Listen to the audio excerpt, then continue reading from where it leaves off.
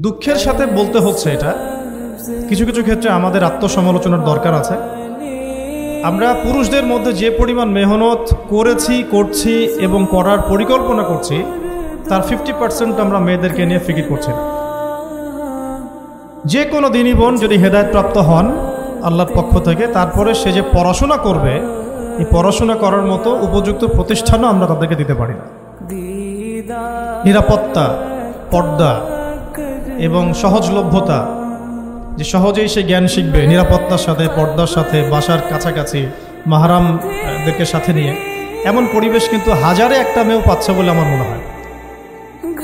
তো এই অবস্থা চলতে থাকলে আমরা ইসমাইল আলাইহিস সালামদেরকে জন্ম দিতে পারবো না। যদি প্রত্যেকটা পরিবারের কর্তা ইব্রাহিম না হন এবং মায়েরা হাজরা আলাইহিস সালাম এবং সারা আলাইহিস সালামের মতো না হন, তাহলে তো ইসমাইলি প্রজন্ম আমরা জন্ম দিতে পারবো না। সেক্ষেত্রে আমরা আল্লাহ পাকের জমিনে দিন প্রতিষ্ঠাও করতে পারবো।